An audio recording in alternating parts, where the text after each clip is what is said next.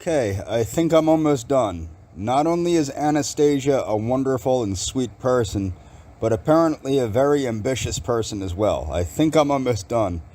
Okay, technological methods of rejuvenation and preservation of life. Roadmap proposes to maintain technical research and development of instruments and devices that have full or partial replacement of biological functions of the organisms in case of pathologies, as well as expanding and enhancing the ability of both patients and healthy people. Such research and development include, in particular, creation of artificial organs such as heart, kidney, liver, etc., miniaturization and improvement of existing devices, replacement organs up to the size that allows the device to be placed inside the patient's body without discomfort, in connection with the use of the device, developing wearable gadgets to track various biomarkers and characteristics of the human body, in particular the contents of various metabolites and hormones in blood, and change in activity of the eye muscles and other physiological parameters, development of wearable devices allowing carrying out pharmacological and physiological effects. Now, this is what you have to understand. This stuff already exists, like insulin pumps and things like that. People try to make it sound like this is some kind of crazy hocus pocus. No, it's not. It's real. We're already here. It's a matter of moving forward, like Anastasia and Mr. Batten want to do, and actually allowing this stuff to getting the basic science done, getting the basic stuff done, and then moving forward to tackle the problem of aging. Creation of a new generation of bioreactors for culturing stem cells without losing stem properties, and directional differentiation of cells, tissues, organs, including those requiring vascularization or for transplant purposes. Creation of devices for accelerated regeneration of wounds, injuries, and burns received by the person using advances in molecular and cell biology. So you see, this isn't just to cure aging. This is to cure disability, to cure human frailty, to aid the species as a whole. Creation of devices that support the viability of the human brain in case of damage of the peripheral system. Development and creation of devices for non-damaging cryopreservation and thawing of large biological objects which are treated as separate organs, such as the brain and whole organisms. Expected outcome: devices and gadgets capable of duplicating functions of human organs. The formation of the anti-aging clinical practice. This is important. Now, this is another thing. We have age management medicine practices. Again, this isn't like some kind of new crazy thing. We already have these. When I go over Dr. Life and you're going to see that we already have these things. These things already exist. It's called age management medicine. This is a step forward, a more aggressive step towards curing the problem of aging. And if you don't think aging is a problem, you're either demented or you're some believer in some kind of hocus pocus. So it is proposed to support the design and development of methodological-based standards and protocols aimed at introducing therapeutic approaches to anti-aging as an independent clinical practice. In this regard, the roadmap in particular supports medical and legal developments, regulations allowing... See, they have every base covered. Regulations allowing clinical trials in people of different ages to prevent the development of the aging phenotype and related age-related diseases. Validation procedures for biomarkers of aging, which would reflect a change in life expectancy of a person and the likelihood of developing age-dependent diseases, and which could be used as intermediate points of results in conducting clinical trials of aging therapies. The development of programs, computer and mobile applications is supported, allowing to automate the processes routinely performed by medical workers. See, and this is important too, as I said. My ex-girlfriend who had a pulmonary embolism, she was correctly diagnosed by WebMD, incorrectly diagnosed for 3 months by her doctor. Okay? Increasing the efficiency of obtaining data during experiments and clinical trials. Helping users follow medical advice, increasing motivation and compliance with clinical advice. Helping users to systemize data received from gadgets and wearable sensors to become a participant in experiments and research, the development of methodological recommendations. And if you're watching this, Anastasia, if you need a volunteer to wear a gadget that monitors biological, my biological, what have you, let me know. Okay, I'm pretty sure you are watching this, and I really appreciate it. Okay, so for the provision of preventative care for representatives of the medical community is supported on the basis of well-known data on the effects of geroprotectors, the effects of diets and lifestyle, and of course of aging processes. Expected outcome: creation of conditions for accelerating and reducing the cost of clinical trials of aging therapies, preparation of the therapies for implementation into clinical practice. Our roadmap already systematizes all the main directions in the fight against aging, although we plan to clarify the content as much as possible. But the main goal of this document is to implement at least existing content as a common work plan for the scientific community and to initiate mega projects in the field. Okay. So unfortunately, I noticed that after I posted my first video that I misread this. So the team members are 42, and we're going to go over these team members. These are great people.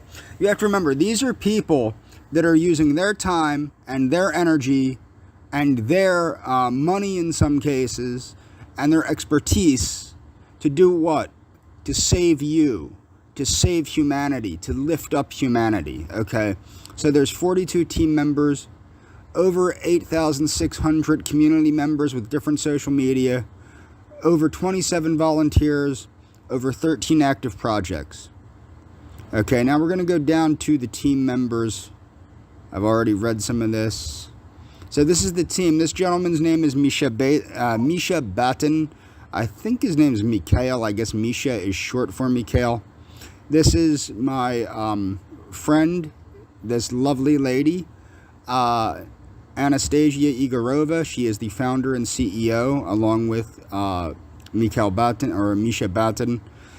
And this is Konstantin Dremov, Konstantin Rafikov, Ekaterina Rafakova,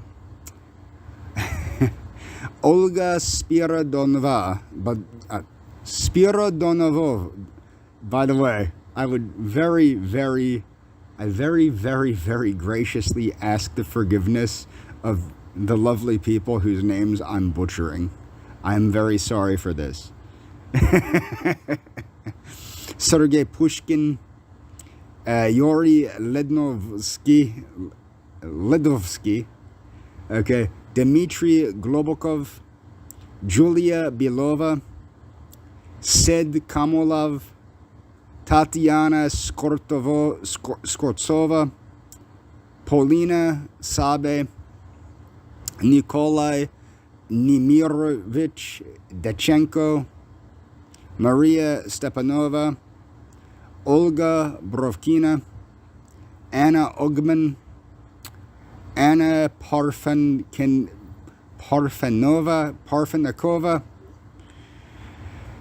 Nadzida Ivanova, Elizaveta Smirnova, Anastasia Pozniak,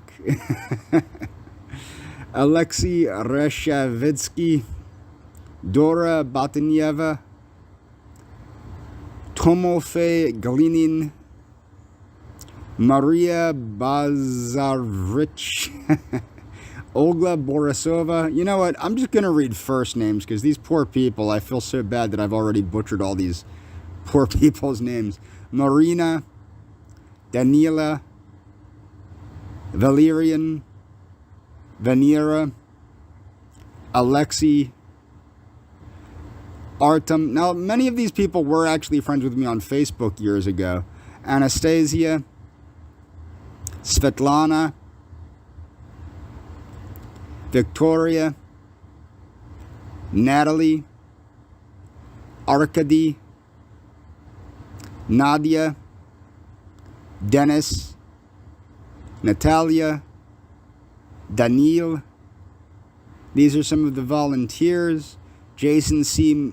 Angelica, Azur, Valentina, Anastasia, Natalie, Daniela, Dennis, Mark, Catherine, Svetolasov, Alex, Ekaterina, Alex, Irina, Alexei, Andrew, Nikita, Sergey, Tatiana, Ekaterina, Igor. And now I'm going to move on to some awesome interviews with Anastasia. So this is my playlist of videos for the beautiful and talented Anastasia Igorova. And I'm going to start with the one at the top and see what's going on here. If you have cavities, receding gums, or worsening tooth decay, try this right away.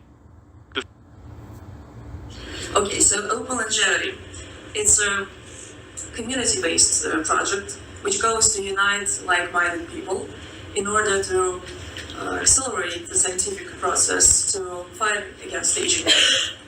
We want to channel the energy. And please do yourself a favor, follow along in the... I have no problem understanding her, but I do talk to a lot of Russians and Ukrainians. If you're having difficulty, that's why I put the transcripts on. I'm going to start over, and I want you to follow along in the transcripts if you need to. It's very important. This is, as I said, this is very important stuff here, because this is the cure and the cure of human disease and the lifting up of the human species as a whole. And it's very important. These people are doing a wonderful service to humanity. We're for humanity. Of the people into effective fight against aging. Okay, so Openlongevity, it's a community-based project which goes to unite like-minded people in order to accelerate the scientific process to fight against aging. We want to channel the energy of the people into effective fight against aging. How do we do this? Within the Openlongevity, we create projects and encourage others to create their own, which have clear instructions for anyone and clear ways to be involved for anyone, for a scientist, for a medical doctor, for a patient, aren't we all patients when it comes to aging, for a scientific analyst, for an IT person, for an investor. So clear instructions for anyone. But before I go to any details, I'd like to emphasize this. What are our goals? Of course, we want the therapies for our own, within our lifetime. We're not ashamed to say that we don't want therapies for our children, but of course we do want it. But for us, it's very important. It's very strange that within the scientific community, within the scientific conferences, scientists don't talk about it. They're very distant from the science research they're talking about. We want these therapies to exist, and we want these therapies to be affordable. And for this to happen, we want... Now that's important. I want to explain this. They want these things to be affordable so people can get them. I'm getting really goddamned tired of people thinking that transhumanism is some kind of New World Order conspiracy theory bullshit, because it's not. If we were being funded by some top secret Illuminati, do you think I'd be making this video on a crappy Android? And do you think that the Openlongevity would be resorting to what Openlongevity is resorting to? Or do you think these things would be being done in secret, not in open, hence Openlongevity, and not trying to get as many people involved? Don't you think that this would be being done in some kind of secret fashion? It's not. This is open. This is trying to help as many people as possible. Another person that tries to help as many people as possible is Liz Parrish. And it's about time people understand there's nothing creepy, nothing spooky going on here. This is people trying to help people. This is humanity trying to help humanity. This is humanity trying to lift up humanity. And I'm going to let Anastasia continue. We want this service to be affordable. And for this to happen, we need this third point here, the exponential growth. The exponential growth of the amount and the quality of projects. And that's how we choose the projects we channel our limited resources into. We take a look at the project and we think, okay, if this is going to give the chain reaction to other projects to evolve, to other funding to evolve. Of course, we have project problems, we all know about this, funding, like anywhere in science and in longevity. It's dramatic. Clinical trials in longevity is very complicated, there's a list of problems there, and I'd like to talk about But remember how beautifully they listed out those problems. Interesting problem we have. So there's actually a list of very promising therapies we have, like 250 something geroprotectors existing on the market. You can go to any pharmacy and get those. So there are over 250 geroprotectors that already exist. I take a good number of them. For example, cocoa is a geroprotector. Quercetin's a geroprotector. Folate is a geroprotector. There's things that aren't even on that list that are technically geroprotectors, but there are many geroprotective substances. Vitamin C is a geroprotector. Vitamin E is a geroprotector. There are many geroprotectors on the market that you can just pick up and use. Berberine is a geroprotector. Alpha-lipoic acid is a geroprotector. There's a lot of geroprotectors that are within our grasp, and you can take them. You can just go, like she said, to any pharmacy, pick these things up, and take them. Now, I would like to add a word of caution. I'm not a doctor. I'm not a nutritionist. I'm not a medical professional. So whatever you do, don't take what I'm saying as medical advice. I'm not a medical professional, but there are numerous geroprotectors, and I might, after this video, I may just go over a list of geroprotectors just to show you just how many geroprotectors there really are, so you can see how easy your access is to these things. We cannot run clinical trials of those. It's not interesting for a pharma company. We cannot do it the old way. And I'm not even talking about these things as diets, as physical activity, and so on and so forth. It's very popular within the healthy community to give advices about all of those things, but we don't actually have clinical trials-based information about diets, about physical activity, about all of these compounds, and we need clinical trials for these things. And of course, yes. So what she's saying is we need more research in many of these things to prove that they really do work, that they really do retard aging, that they really do reverse aging.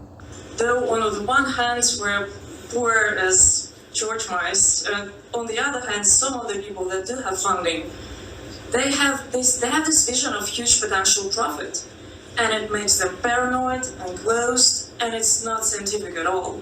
It's not modern. How do we interact? How we exchange the information? How do we accelerate the process if we're so closed within our, like, Calico companies, for instance?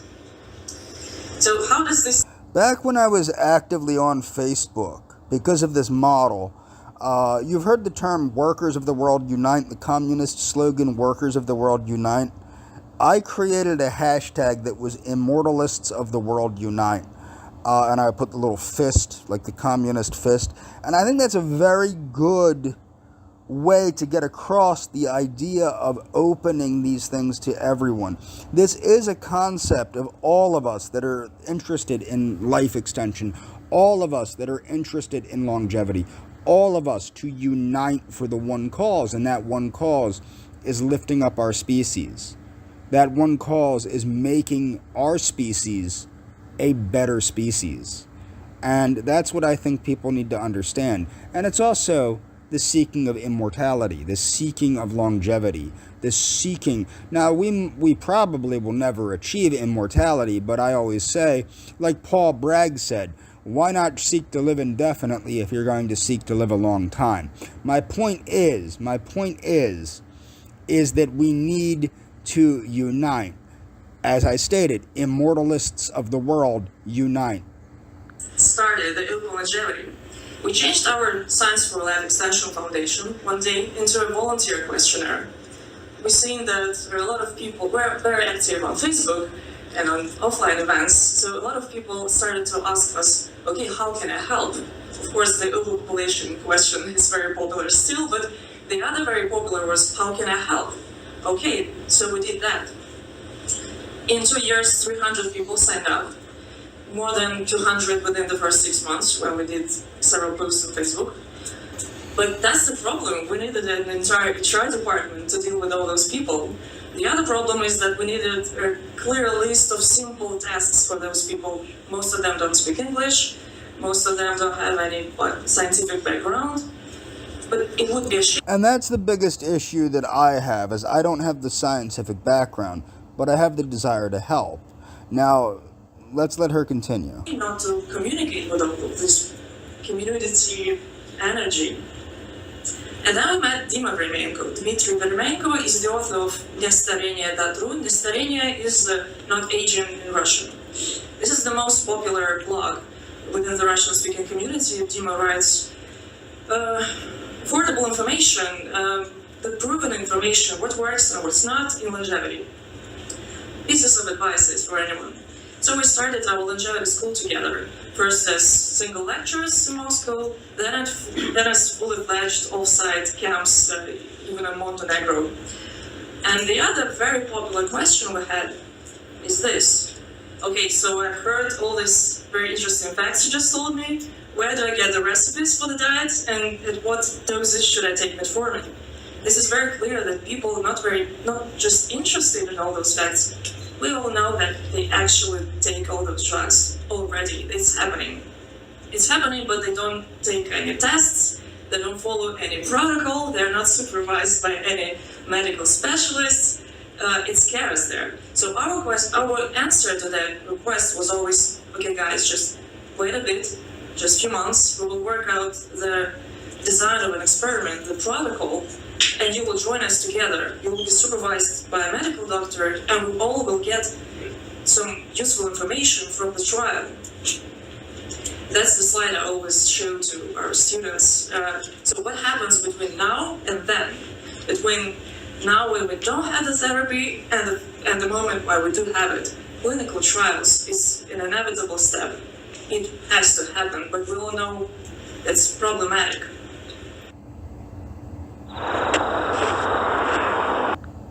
That's why clinical trials of anti-aging therapies at the expense of the subjects, of the patients, is our, the main projects now of the Openlongevity. But I want to emphasize this.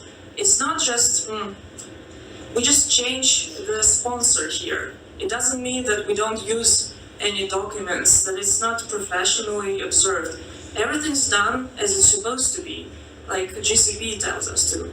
It's just the sponsor is changing. So the owner of the results is changing here. It will be the subject. So what they're doing is they are decentralizing research from certain big people to the consumers themselves in a way. And it's important that we try and understand that. So the sponsor is changing. The sponsor is changing. So the owner of the results is changing here. It will be the subjects of the trial. We also have several other projects in Openlongevity. It's clinical trials, diagnostics of aging, and schools are the three most important. We also have a list of others. Motivation, of course, is very important, volunteer program, SMM, and so on and so forth, but I will focus on the three first. When I talk about Openlongevity diagnostics, this is actually a list of tests, mostly blood work. It exists. You can go to a lab in Moscow and go through these diagnostics. How did we choose this test? First, of course, it has to be related to most common age-related diseases. Second one, those markers, they have to be possible to correct. We have to know how to treat them. But the third very important point, it's not always, when you can correct the marker, it doesn't always lead to life extension. It's well, some of you know it happens. So it has to lead to life extension. And using these 3 points, we created our Openlongevity diagnostic panel, but I want to say this first. This was created using the existing data on PubMed. Our scientific analysts, they've been just working through all the scientific publications of existing clinical trials and observational studies and stuff like this. And most of these analysts wouldn't have the access to all this data without this project, the SciHub. Maybe some of you know it. So thank you, Alexandra Lucan, also. And this is the diagnostic panel. I'm not going to go through all the points here. Most of this is blood work, as I said, and plus the ultrasound in the left down corner and ECG. Of course, it's not complete. You can make it a bigger one, but this is the minimum that can be used, at least. I should probably clear that in Russia, it's possible for anyone to go to a lab without any prescription of a therapist and do any tests at their own expense. It's an affordable service. We have hundreds of labs all over the country, all over Moscow. We have similar mail order and online ways of getting diagnostic testing. The company Life Extension used to provide that. I don't know if they still do, but otherwise you do probably have to go to an age management doctor to get the proper tests. But let's continue here. That's why it's working probably. Drinking warm water before for bed. God's sakes. This DNCOM lab in Moscow, it's a small one. The small ones are always the brave ones. 500 people within 1 year has gone through the diagnostics in just one lab. But we know there are hundreds of other labs in Russia. And as we're being active on social media and our list of tests, it's very public. So anyone can just go through the list and go to any affordable lab they have just close to their homes. We think that the people that go for diagnostics is much more. So this is the price, 190 euro for now. We also written a book, Diagnostics of Aging, to start the dialogue with the specialists. I'm going to have to get a hold of that book. With medical doctors and other scientists, of course. So these are 2 happy authors. The book it's paper, but it's also available in the electronic version. It's in Russian, yes, everything is in Russian, but you can, I think you can translate it with Google Translator, the electronic version. We also started the Biomarkers Improvement Championship. There's going to be the second champ in January. This is a motivational thing. So people are taking the test and they using our therapy approaches. And Competition gets good results in a lot of things. some of them, yes, improve their diagnostic results. We not only have their opinion on our diagnostics, but of course we take a look at others. We go through them, we describe them. This is the list, probably this is the full list of all the diagnostics approaches there. This is our scientific analyst who's done all the job. Thank you, Alexei. So why is diagnostics so important? Of course it's important, so we will collect the valuable data on aging. It's important for popularization and initiation because this is a very personal way of health popularization. If you go through diagnostics, you're into it. And funding, yes, it's very important too. Well, this is our, we think so. We hadn't checked it yet. But we think that making a possible sponsor go through diagnostics, knowing how he can affect the results of his test and how it how he relates to his personal possibility to extend his lifespan, it works better than any talk. Well, let's check this then. The second project is schools. School Against Aging, that's the website. Everything's in Russian again, sorry, because we have a Russian-speaking community. We've done several schools, several in Moscow, several abroad in Montenegro. Now this is very important. There needs to be where anti-aging becomes its own field like they've spoken about. It really does need to be, so that we can finally move forward into that anti-aging science, like biogerontology, but biojuventology, as Dr. Longo, Walter Longo, stated. He coined the term juventology, which is the study of keeping people younger longer. I think that really needs to be explored like they're exploring. So again, we're already here.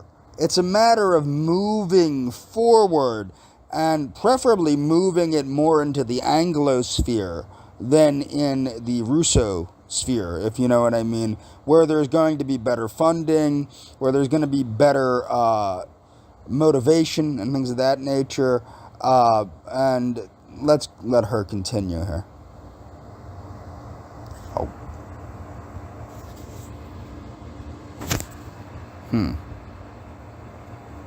My phone froze, it looks like.